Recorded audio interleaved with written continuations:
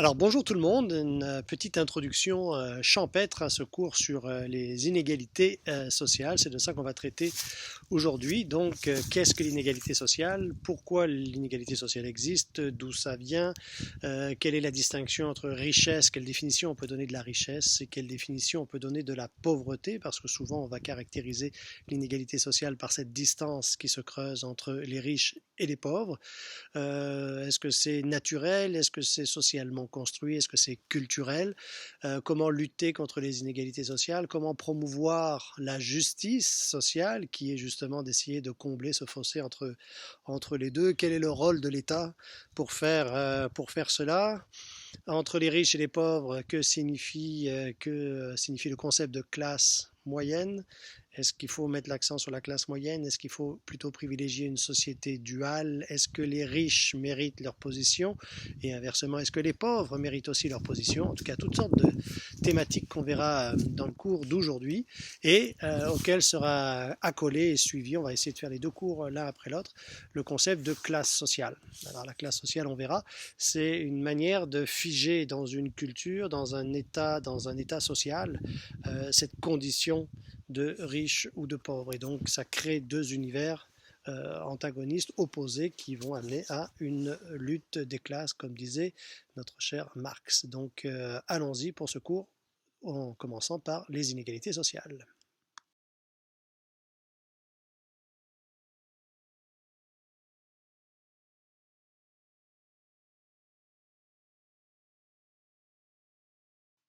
Alors, commençons par la définition. Qu'est-ce que l'inégalité sociale? Alors, si on essaie de voir ça de manière un peu sociologique, l'inégalité sociale, c'est un phénomène de différenciation entre les individus et que chaque société va interpréter à sa manière. Donc chaque société va donner un sens particulier à cette différence qu'elle établit elle-même, qui est une construction sociale, entre les individus.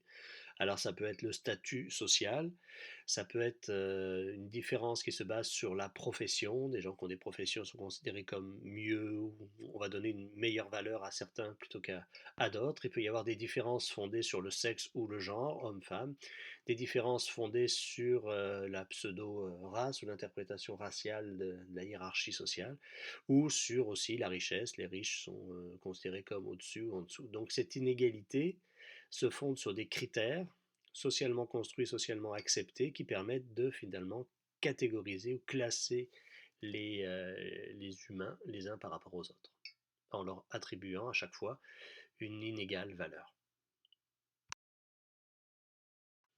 Donc, ce qu'on peut observer dans toutes les analyses historiques qui sont faites, c'est que l'inégalité est une fâcheuse tendance de l'humanité. Il y a eu très peu finalement de sociétés égalitaires. Donc il y a un grand débat anthropologique sur ces questions-là, mais on pourrait toujours se poser la question, oui, mais comme on considère que le monde progresse, et en général c'est un peu l'image qu'on a, que ça s'améliore toujours, est-ce que la question des inégalités est quelque chose qu'on arrive à réduire en tant qu'humanité, à combattre? Et en fait, concrètement, pas véritablement. Ce qu'on voit avec ce qu'on appelle le phénomène de mondialisation depuis une quarantaine d'années, où on produit énormément de richesses, il y a énormément de commerce mondialisé qui se fait pour finalement accroître cette richesse-là, ça ne permet pas de réduire les inégalités. Au contraire, il semblerait que ça va même, en les faisant s'accroître encore davantage. Et si on fait une petite comparaison, c'est les chiffres que je vous présente ici. Et puis il y a toutes sortes d'analyses là-dessus. À la fin du 19e siècle, 1894, l'homme le plus riche des États-Unis, Rockefeller, gagnait un revenu annuel qui équivalait 7000 fois le revenu moyen d'un Américain. Donc là, quand on gagne 7000 fois le salaire moyen, il y a quand même une profonde inégalité qui est instaurée dans cette société-là, et on aurait tendance à penser que la société états-unienne du 19e siècle était celle qui était en proie à une forme de capitalisme sauvage qui approfondissait les inégalités. Or, en 2008, et ça c'est les chiffres qui ont entouré la crise économique de 2008, on se rendait compte en 2008 que le revenu moyen des gestionnaires de fonds spéculatifs, ceux qui finalement ont fait un peu planter, ont déclenché la crise économique, la crise des subprimes, étaient, alors les mieux payés de cette catégorie-là, représentaient leur salaire moyen 12 000 fois le revenu moyen aux États-Unis encore. Donc c'est presque le double de cette profonde inégalité qu'on voyait au 19e siècle. Et pire des choses encore, en fait, finalement, c'est que juste après la crise en 2009, ce salaire moyen des gestionnaires de fonds spéculatifs les mieux payés était passé à 24 000 fois. Alors, ça voulait dire, ça veut dire, oui, qu'ils gagnent plus, mais c'est surtout qu'il y a un bon paquet de monde qui gagne moins. Et donc, ça accroît cette inégalité. Et donc, les inégalités sont criantes. En fait, on n'a jamais vécu dans une société aussi inégalitaire que celle d'aujourd'hui, fille de la mondialisation. Alors, c'est sûr que dans le contexte actuel de la pandémie et du coronavirus, il y a beaucoup de choses qui sont remises en question. Mais bon, est-ce que ça durera? Est-ce qu'on pourra aller à l'encontre de cette tendance historique à l'approfondissement des inégalités? Eh bien, l'histoire nous le dira. Alors on pourrait se poser la question, ben, dans le fond, pourquoi est-ce véritablement un problème, cette question de l'inégalité sociale, si finalement elle a toujours existé, puis que même actuellement avec un système économique efficace qui produit de la richesse, on n'arrive pas à lutter contre ça, peut-être que c'est quelque chose finalement de naturel et qu'il faudrait accepter. C'est une possibilité, c'est une option.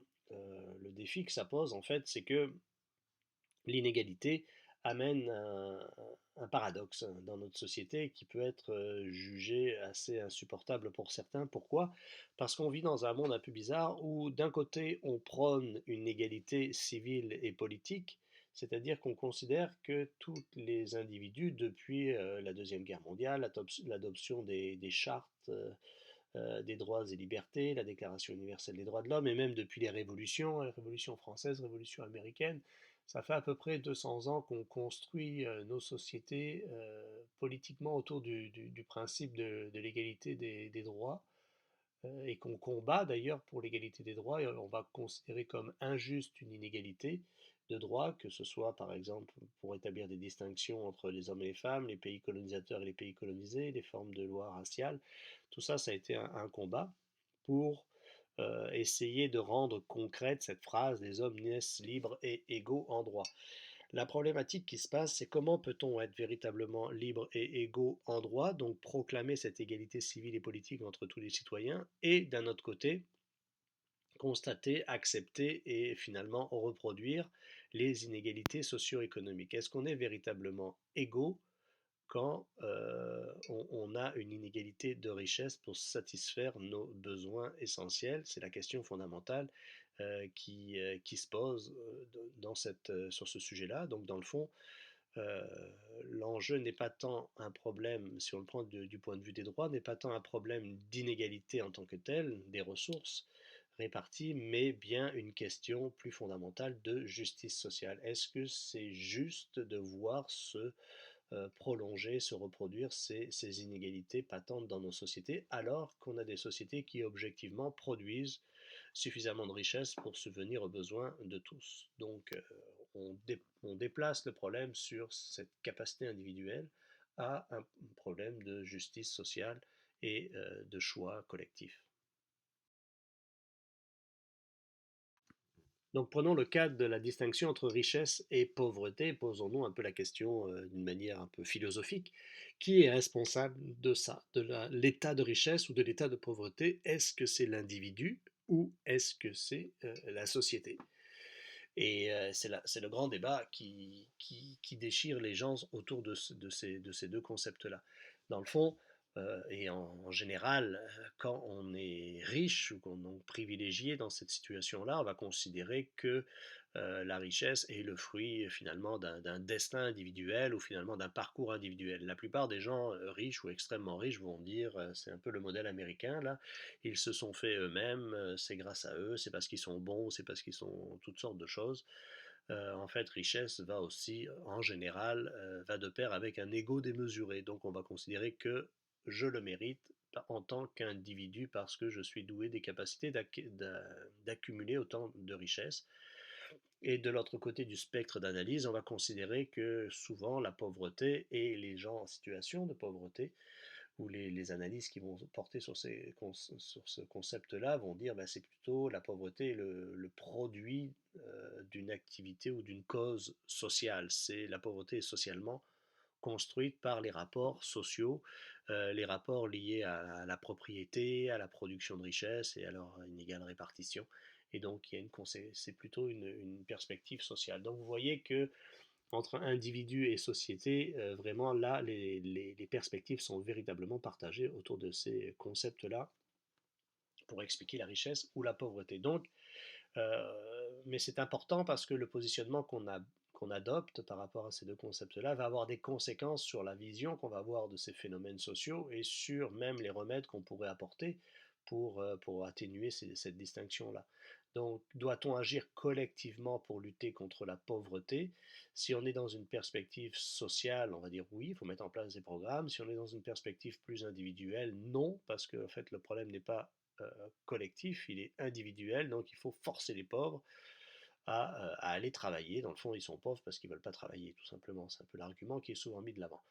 Donc, doit-on augmenter les impôts et imposer des mécanismes de redistribution de la richesse? Eh bien, oui, si on a une perspective sociale, on demande aux riches de contribuer de manière plus importante en fonction de leurs revenus pour finalement favoriser une plus grande justice sociale, une répartition. Hein, la richesse est prise d'un côté pour être redonnée à d'autres pour favoriser des programmes et donc réduire les inégalités. C'est sûr que quand on est riche, on ne veut pas payer d'impôts. Quand on est pauvre, on n'en paye pas de toute manière, donc on veut que les riches en payent, et donc ça crée encore une inégale vision par rapport à ce mécanisme-là. Est-ce que chacun est responsable de son destin? Alors là encore, le débat est important. En général, quand il nous est jamais arrivé trop de gros problèmes dans la vie, on va dire que oui, qu'on maîtrise notre destin. À partir du moment où on est en phase où il nous arrive toutes sortes de problématiques, là, on va considérer que finalement, on n'a peut-être pas un grand contrôle sur tout ce qui nous arrive. Et dernière question qu'on peut poser, c'est toujours polémique, hein, vous sentez le ton, est-ce qu'on peut véritablement faire le choix de la pauvreté? Est-ce qu'il y a des gens qui un jour se réveillent le matin et se disent, bon ben moi aujourd'hui là j'ai décidé d'être pauvre? La plupart des gens essaient d'être riches, mais c'est très rare les gens qui décident d'être pauvres ou qui font le vœu de pauvreté, à moins que ce soit inscrit dans une croyance bien particulière. Donc là encore, est-ce qu'on a vraiment choisi ce destin-là?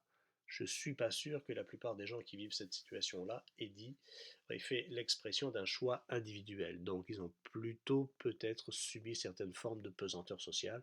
On y reviendra. Donc, qu'est-ce que la pauvreté? Quelle définition sociologique la plus large possible, dénuée de tout préjugé, pourrions-nous donner du concept de pauvreté? Eh bien, on pourrait considérer la pauvreté comme un phénomène multidimensionnel, c'est-à-dire qu'il y a un paquet de facteurs, un paquet de dimensions pour l'expliquer, mais qui se présente avant tout comme une accumulation de handicaps.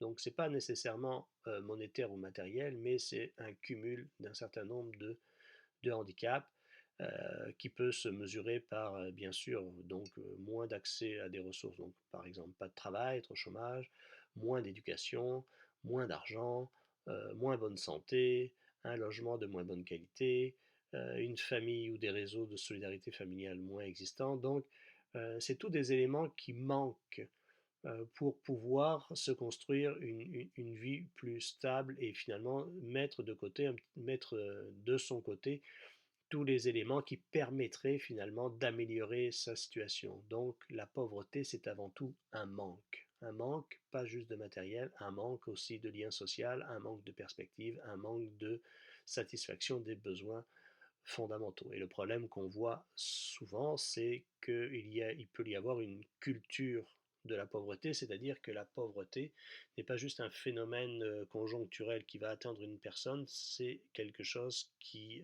se transmet, c'est un héritage qui se transmet un peu comme la richesse, on le verra, de génération en génération, c'est une culture. Donc on peut naître dans cette culture de pauvreté et finalement qu'elle se reproduise d'une génération à l'autre, et c'est un peu ce mécanisme-là qu'il faut essayer de briser si on veut lutter contre la pauvreté. Alors si on fait l'exercice de définition de la pauvreté d'un côté, eh bien il faut bien sûr faire le même exercice pour la définition de la richesse, puisque ce sont des valeurs relatives. Hein. L'un a du sens que par rapport à l'autre. Il y a des riches parce qu'il y a des pauvres, et inversement. Donc comment définir la richesse? Eh bien, on peut définir la richesse comme la propension des puissants dans la société, ceux qui ont un pouvoir plus grand que les autres, à accumuler sans cesse plus de privilèges, donc d'avantages, et notamment économiques, mais pas simplement, ça peut être culturel, on verra, Il peut y avoir toutes sortes de facettes, c'est aussi un phénomène multidimensionnel, donc, mais qui se matérialise par l'accumulation de biens matériels, pouvoir d'achat, patrimoine, et qui va être mis de l'avant de manière un petit peu ostentatoire. Donc ça peut amener, encore une fois, une culture de la richesse qui permet finalement aux puissants de continuer à dominer la société en se transmettant d'une génération à l'autre ce capital accumulé ou cette richesse matérielle accumulée. Je vous mets en photo, je ne sais pas si vous les reconnaissez, parce que ça aussi c'est un autre élément. C'est ce qui fait aussi souvent le pouvoir des puissances et qu'on les voit pas tant que ça. Ça, c'est la famille Desmarais, qui est la famille la plus riche au Québec.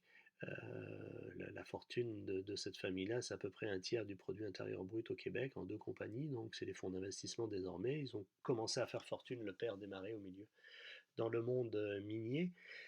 Donc voilà, c'est cette fortune-là qui se transmet d'une génération à l'autre. Donc si la pauvreté est un manque, la richesse, eh bien c'est l'inverse, c'est un trop de beaucoup de choses. Mais trop encore là, bien sûr, il peut y avoir un jugement de valeur, mais dans tous les cas, c'est l'idée d'accumuler des ressources matérielles qui vont au-delà de ce qui serait nécessaire pour satisfaire ses besoins fondamentaux. Une fois ces définitions fondamentales de la richesse et de la pauvreté établies, on peut se poser la question, existe-t-il des déterminants sociaux de ces deux états, de pauvreté et de la richesse? Des déterminants sociaux, ça veut dire que des critères qui font que dans la société, ça amène cette reproduction à la fois de la richesse et de la pauvreté. Donc on penche un peu sur l'explication sociale plutôt qu'individuelle de ces deux phénomènes-là. Et on constate en fait la plupart du temps dans toutes les analyses que le milieu social, l'endroit où on vit, est source d'inégalités sur plusieurs plans. Et on pourrait prendre quatre éléments, le plan de l'avoir, de l'être, du savoir et du pouvoir. Donc de l'avoir, c'est l'accumulation de ressources matérielles, de l'être, c'est finalement la manière de vivre, le savoir, c'est les connaissances, et le pouvoir, c'est la capacité d'agir. Donc, et là, il y a toutes sortes d'indicateurs qui sont observables et donc mesurables. On va se rendre compte que le niveau de richesse ou de pauvreté va avoir une influence sur la santé physique des individus. En fonction de son état de richesse ou de pauvreté, on ne s'alimente pas de la même manière, on n'a pas la même hygiène, on ne vit pas dans les mêmes lieux, donc les logements sont plus ou moins insalubres, et donc finalement, on se rend compte, en fonction de notre niveau de bien-être matériel, notre richesse, notre niveau de richesse, eh bien, on n'a pas la même égalité devant la mort. On n'est pas tous égaux devant la mort. En fait, on ne meurt pas de la même manière parce qu'on ne vit pas de la même manière si on est riche ou si on est pauvre. Deuxième facteur qu'on peut mesurer, c'est l'influence non pas sur la santé physique, mais sur la santé psychologique et mentale. Et là, il y a toutes sortes d'analyses aussi qui sont faites et d'indicateurs. La dépression, le suicide, les troubles mentaux sont beaucoup plus fréquents dans les populations jugées pauvres que dans les populations jugées riches. Donc là, encore une fois, ça détermine l'état psychologique de la personne. On voit aussi, troisième élément, que ça influence le parcours social des gens. On n'a pas le même taux de scolarisation, on n'est pas enclin de la même manière à la délinquance, à la violence, à des types de violence, à des types de criminalité. Tout ça est aussi déterminé par le niveau de richesse ou de pauvreté. Et finalement, on peut aussi le voir au niveau de l'influence sur la participation politique. On ne vote pas de la même manière en fonction de notre niveau de revenus socio-économiques et bien évidemment sur l'intégration au marché du travail. Alors c'est toute une série de facteurs, mais si vous naissez dans une famille plus favorisée, ben vous avez plus de chances d'avoir accès à l'éducation et donc vous avez aussi accès à un réseau social, les amis, l'ami du papa ou de la maman, le cousin, la cousine, qui vont vous permettre de vous intégrer de manière beaucoup plus facile sur le marché de l'emploi, le marché du travail. Et donc ça reproduit encore ces formes d'inégalité. Donc on voit un certain nombre de déterminants en termes de santé, en termes de parcours, en termes d'expression politique et d'intégration au marché du travail, qui sont intimement liés à cette distinction entre richesse et pauvreté. Alors, est-ce qu'il y a une théorie qui pourrait nous aider à comprendre mieux tout cela? Alors, il y en a plusieurs. Je vous en cite une, je vous en ai déjà parlé d'ailleurs, de Pierre Bourdieu, sociologue français, qui a développé cette théorie du capital ou des capitales. Il va considérer que les individus dans les sociétés données sont soumis ou cumulent un certain nombre de capitaux. Il en identifie trois. On a souvent tendance à penser, c'est assez clair dans notre tête, que capital égale argent, donc capital égale capital économique, mais il n'y a pas juste cela. Donc le capital économique, c'est la richesse matérielle que les gens ont et se transmettent d'une génération à l'autre, mais il y a aussi le capital social et le capital culturel. Le capital culturel, c'est les connaissances, l'éducation, l'accès à une certaine forme de culture plus privilégiée ou défavorisée. Donc là, c'est un peu la même chose. C'est ce que je vous disais tout à l'heure par rapport à la reproduction, à la transmission de la culture, de la pauvreté ou de la richesse. Ça passe par ce capital culturel. Et la troisième forme de capital, c'est ce qu'il appelle le capital social. Ben, c'est les réseaux de contacts, d'amis, tout le réseau familial et social qu'on va développer autour de nous et qui va nous permettre finalement de progresser aussi socialement. Donc plus on est riche ou favorisé, plus on développe un réseau, moins on les développe. D'ailleurs, pour bien comprendre ça, vous pouvez revenir à cette histoire fondatrice du réseau Facebook, par exemple.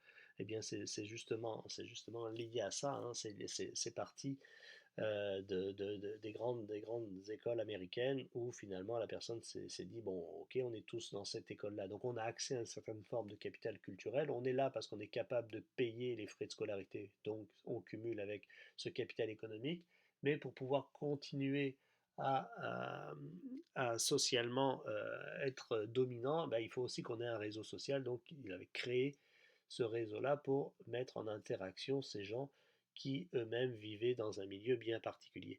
Donc on voit que la cumulation de ces trois types de capitaux permet aux groupes qui savent les utiliser ou qui savent les accumuler de la meilleure manière possible d'asseoir leur domination sociale. Donc Bourdieu faisait ce lien-là entre ce cumul des trois types de capitaux et la capacité de ces groupes sociaux-là à exercer une véritable domination sociale. Il expliquait la domination sociale à partir du cumul de ces trois formes de capitaux. Donc c'est important, c'est intéressant de les prendre pour mesurer, pour comprendre comment finalement se structurent et se reproduisent les phénomènes de richesse et de pauvreté dans nos sociétés. Alors ça ressemble à quoi les chiffres de la richesse et de la pauvreté au niveau mondial et puis même au niveau du Canada? Quelques illustrations comme ça pour un peu saisir un peu mieux de quoi on parle. Je m'inspire du rapport d'Oxfam 2020. Chaque année, Oxfam, une ONG britannique et un réseau mondial, en fait, publie un rapport sur les inégalités en janvier. C'est toujours très intéressant, c'est très choc. Vous pouvez le trouver sur Internet assez facilement. Donc, dans son dernier rapport, il montre que il y a 2153 milliardaires sur la planète aujourd'hui. Il n'y en a jamais eu autant d'ailleurs. Ils étaient un peu plus d'une centaine au début des années 80.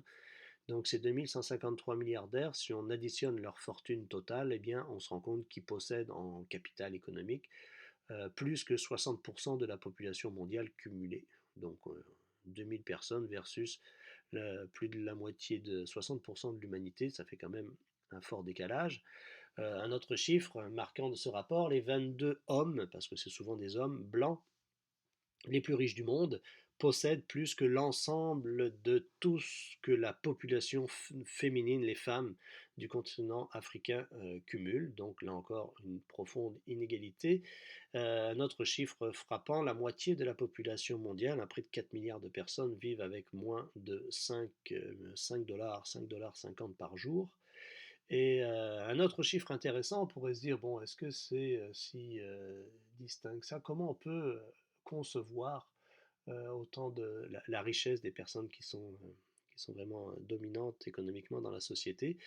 Donc, si vous aviez accumulé 10 000 $ par jour depuis la construction des pyramides d'Égypte, hein, ça fait un petit bout quand même, les pyramides d'Égypte, eh bien, vous auriez cumulé seulement un cinquième de la fortune moyenne des 5 milliards les plus riches du monde. Donc, ça prend du temps. Ça prend du temps et ça prend de la transmission. Et puis, si on veut le ramener à une échelle de notre pays, au Canada, pour faire la comparaison, Alors on considère souvent que le Canada est un pays fortement égalitaire, mais quand même, 10% des plus riches au Canada possèdent quand même 60% de la richesse du pays. Donc là aussi, l'inégalité existe. Alors, toujours dans la même perspective, à titre d'illustration, quel serait le portrait de la pauvreté à Montréal, par exemple? Là, je prends des chiffres issus de Statistique Canada, la ville de Montréal et de toutes sortes de groupes qui interviennent auprès des groupes communautaires qui interviennent auprès des personnes dans, qui ont, dans le besoin, que ce soit Moisson Montréal pour les banques alimentaires ou tous les comités d'action chômeurs. Donc, à Montréal, il y aurait 36% des ménages, des familles, qui seraient considérées comme pauvres selon les critères économiques établis par Statistique Canada. 14,5% des familles biparentales ont un revenu inférieur à 30 000 dollars cumulés. 29% de la population de Montréal vit sous ce qu'on considère être le seuil de faible revenu, qui est établi à autour de 20 000 dollars par personne et par année. 20 000 dollars, c'est d'ailleurs à peu près ce que vous gagneriez si vous travailliez à temps plein au salaire minimum au Canada. Donc, même en travaillant à temps plein au salaire minimum, ça vous garantit juste d'atteindre le seuil de faible revenu. Souvent, il y a ce discours-là que on pourrait, il y a les gens sur l'aide sociale, il y a beaucoup de préjugés sur l'aide sociale. Les gens sur l'aide sociale, il faut se mettre sur l'aide sociale pour vivre au crochet de l'État. Le revenu annuel d'une personne seule qui vit de l'aide sociale, parce que c'est graduel en fonction de la situation, mais une personne seule reçoit 644 dollars par mois, donc ça fait un revenu annuel de 7 728 dollars. Donc il y a toujours ce paradoxe un peu qui est établi entre le montant octroyés par le gouvernement au titre de l'aide sociale. Donc, pour être admissible à l'aide sociale, il faut être dans une situation socio-économique bien sociale, en fait, très difficile. Mais on se rend compte que c'est même pas la moitié de ce qui est considéré comme statistiquement comme le minimum pour pouvoir vivre dignement, qui est le seuil de faible revenu. Donc, on se pose la question un petit peu sur la logique autour de ça. En fait, la logique, elle est assez simple et un peu cruelle, c'est qu'on considère qu'il ne faut pas trop donner à des gens sur l'aide sociale, sinon ils iront plus travailler. Donc c'est un peu une logique. Il ne faut pas avoir une prime au non-travail. Il y aurait à Montréal 45 000 personnes qui vivraient de l'aide sociale et plus de 160 000 personnes ont eu recours aux banques alimentaires à Montréal en 2019. Donc c'est un panorama de la pauvreté à Montréal. Une autre illustration pour un peu mieux comprendre la réalité de la pauvreté à Montréal, c'est cette simulation-là qui est faite par les groupes de défense des personnes assistées sociales ou des droits des chômeurs, qui est le budget mensuel idéal d'une personne vivant en situation de pauvreté à Montréal. Donc ça a été fait quand même dans les années, au milieu des années 2000. Bon, le chiffre peut être manié, mais c'est juste pour se donner un ordre de grandeur. Donc, on considérait à ce moment-là que le minimum vital à avoir, ce serait de près de 1000 dollars, 958 dollars, en fonction des coûts moyens de vie. Donc, ils avaient essayé de faire le panier du budget mensuel. Donc, un loyer pour une personne seule était établi à 450 dollars. Puis, comparé avec ce que vous connaissez là, pour voir concrètement qu'est-ce que ça veut dire de vivre en situation de pauvreté à Montréal. Donc un loyer autour de 450 dollars, seul ou en colocation, ce serait de mettre à peu près 250 dollars par mois pour faire son épicerie, 60 dollars par mois, c'est le minimum qu'on paye pour l'électricité, se chauffer. Le téléphone, 35 dollars par mois. C'est un minimum. Sans téléphone, c'est un peu dur d'être rejoint, notamment de pouvoir travailler. 73 dollars pour le transport, et ça, c'est plus véritablement vrai. C'était la passe de métro quand on vit à Montréal, consacrer 40 dollars à l'habillement chaque mois. Et ça donne finalement un petit loose là, de 50 dollars par mois pour les folies, hein, les folies. Si on additionne tout ça, c'est 958 dollars. Ce serait le minimum. On ne voit pas où on pourrait couper davantage. Ce qu'on voit, c'est ça, c'est que le bien-être social qui est octroyé est de 644 dollars. Donc vous voyez un peu la marge. Essayez de réduire ça à 644 dollars. Puis là, vous voyez que eh bien, il faut choisir des endroits où on coupe, et là, ça rend les choses quand même beaucoup plus complexes de vivre avec un budget aussi serré. D'ailleurs, en parallèle, des études avaient été menées un peu dans le même sens pour les situations de précarité chez les jeunes étudiants en France, notamment il y a une dizaine d'années, et ils se rendaient compte que les jeunes préféraient couper, quand ils s'étaient pris avec cette situation-là, dans quel poste budgétaire ils coupaient, ben, en général, ils ne pouvaient pas couper vraiment dans le loyer parce que les prix, c'est pas eux qui décidaient. Et en fait, les jeunes préféraient couper dans l'alimentation pour garder un certain niveau de vie en termes de qualité de téléphone ou de sortie. Et donc, en général, là où les gens vont couper, quand ils sont pris avec ça, c'est dans l'alimentation. Donc ça entraîne encore plus la malbouffe et donc ça entraîne encore plus les problèmes de santé qui vont être liés à cette situation de pauvreté. Donc comment remédier à ça? Ben, peut-être en favorisant un meilleur budget mensuel pour les personnes vivant en situation de pauvreté.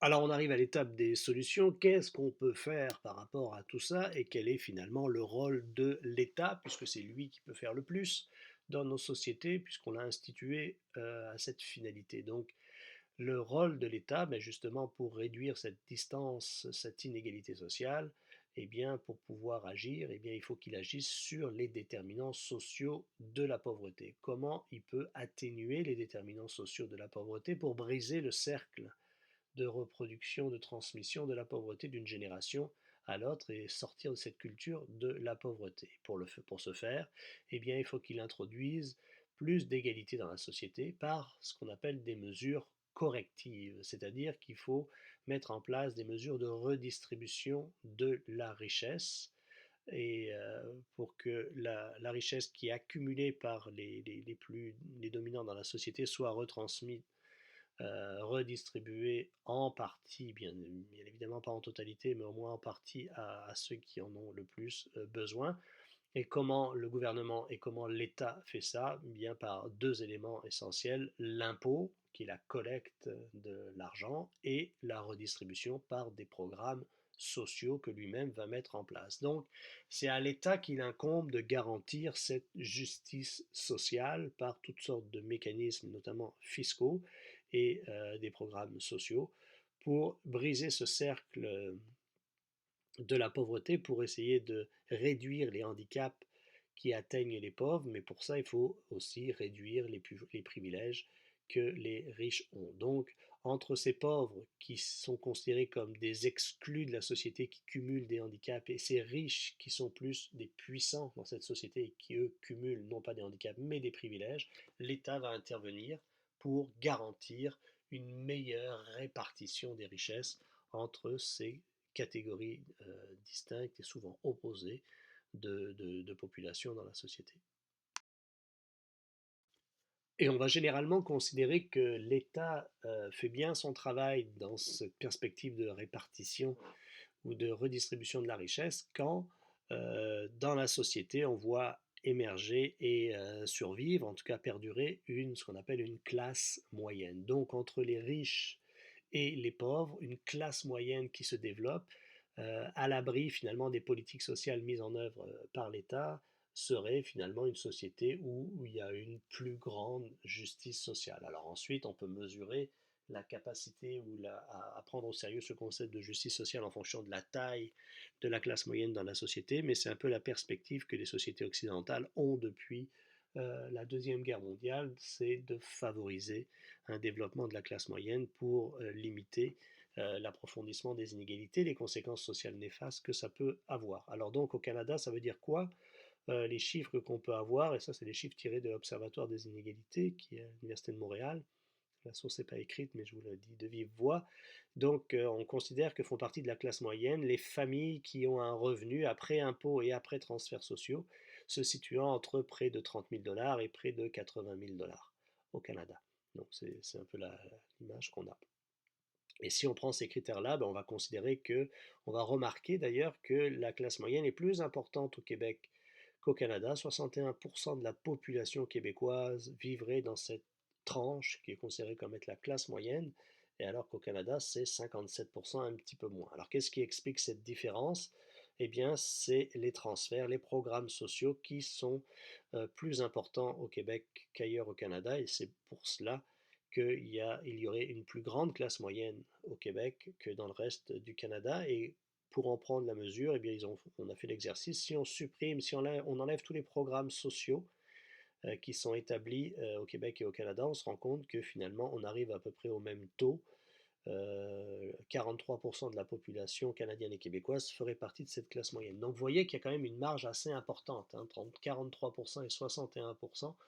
Et là, on voit véritablement, en fait, les chiffres le démontrent, que c'est par l'intervention du gouvernement en termes de collecte d'impôts et de redistribution de cette richesse-là par des programmes sociaux qu'on peut construire et entretenir une classe moyenne. Donc c'est pas naturel, ça se fait pas par la loi du marché, et donc il faut nécessairement une intervention sociale, étatique, pour garantir cette classe moyenne.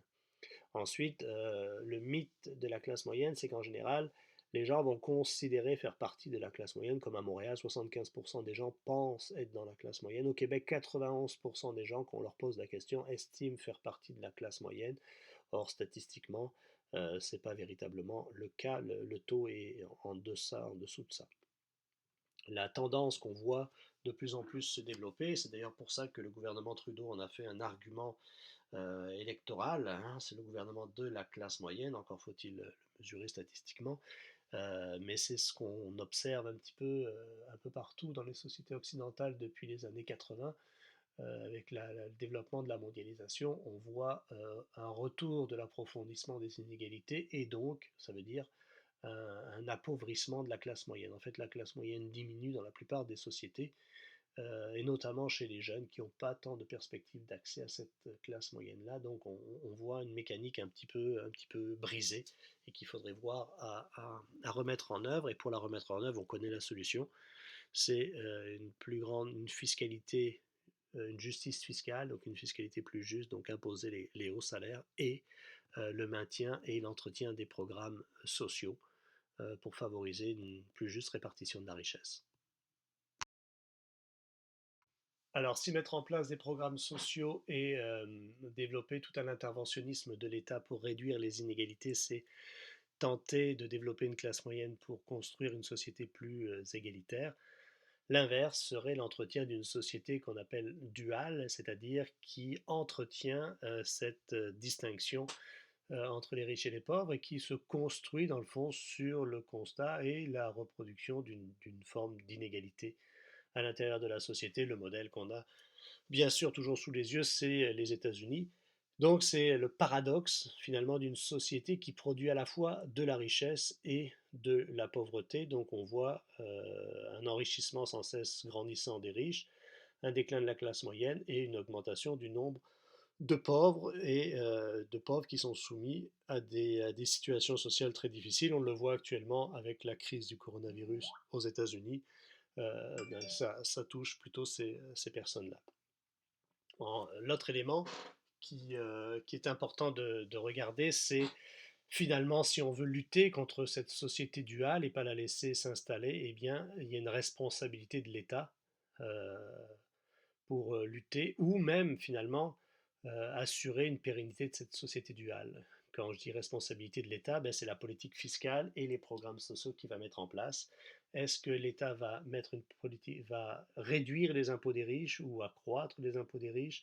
Est-ce qu'il va mettre en place des programmes sociaux ou couper les programmes sociaux?